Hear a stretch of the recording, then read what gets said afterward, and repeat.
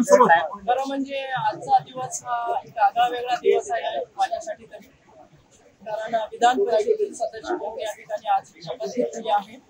आतापर्यंत लोकसभेमध्ये मी शपथ घेतली आणि विशेष करून या ठिकाणी माझे मुख्य नेते आदरणीय एकनाथजी शिंदे साहेबांची मी जाहीररित्या या ठिकाणी आभार व्यक्त करते की त्यांनी या ठिकाणी या परिषदेमध्ये मला घेतलेला आहे.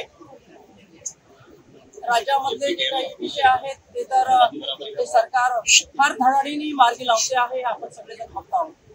परंतु जे काही मला महिलांचे विषय असतील, युवकांचे विषय असतील, जे या सभागृहामध्ये पुढच्या काळामध्ये मला मांडता येतील, सोडवता येतील, ते निश्चित मी सोडवेन.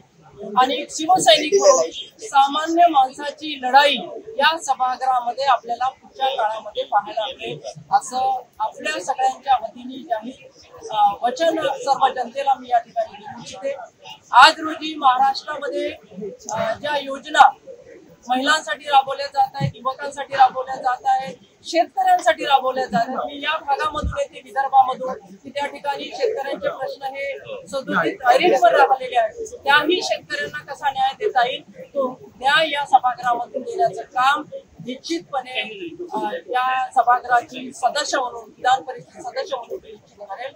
आणि त्याचबरोबर या ठिकाणी परत एकदा मी माझ्या मुख्य नेत्यांचे आभार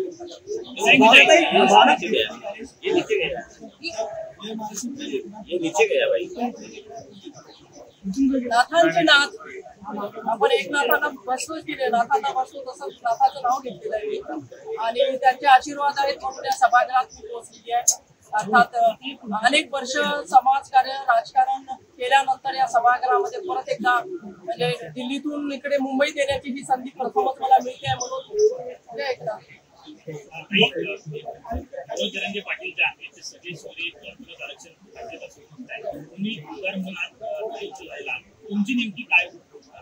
हे बघा, या विषयावरती सातत्याने मुख्यमंत्री, उपमुख्यमंत्री हे सगळेजण काम करत आहेत आणि जरांगे पाटलांनी आतापर्यंत जे काही विषय मांडलेत ते सोडवण्यासाठी सुद्धा सरकारने पुढाकार घेतलेला आहे.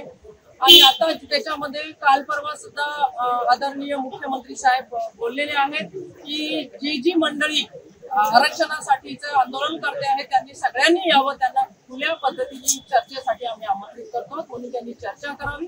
अर्थात महाराष्ट्रामध्ये हे जे काही प्रश्न आहेत त्या प्रश्नांना सोडवण्याच्या दृष्टिकोनातून सगळे एकत्र आल्याशिवाय कुठलाही प्रश्न सुटत नसतो. मग तो शेतकऱ्यांचा असू दे, सामाजिक असू दे, आर्थिक असू दे, तो प्रश्न सोडवण्यासाठी इश्यू आपण न करता आपण त्या ठिकाणी सगळ्यांनी एकत्र बसतो. मला असं वाटतं की चांगला मार्ग निघू शकतो आणि चांगला मार्ग या ठिकाणी सत्ताधारी असतील किंवा विविध पक्षांचे नेते असतील काढतील तर या जनतेला सुद्धा ते सुखद होणार आहे. म्हणून एकत्र येऊन आपण काम केलं पाहिजे. हे पहिलं मंत्र या ठिकाणी एकनाथजी शिंदे साहेबांनी आपल्या सगळ्यांना दिलेलं आहे. त्या पद्धतीने या नेत्यांनी सुद्धा त्या ठिकाणी यावं, बसावं, खुली चर्चा करावी. मुख्यमंत्री एकनाथ शिंदे यांनी काही विधानसभा मतदारसंघामध्ये निरीक्षकांची नेमणूक केलेली आहे. 288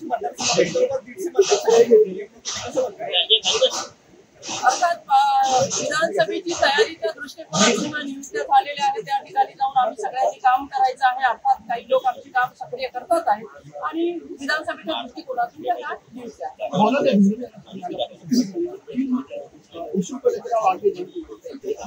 आज मैंने विधान परिषद के सभागृह में शपथ ली है और महाराष्ट्र के जो भी विषय है वो विषय यहाँ पर चाहे वो महिला के हो, चाहे किसानों के हो, चाहे युवकों के हो, वो सारी इश्यू को लेकर यहाँ सभागृह में आवाज मेरा बुलंद रहेगा।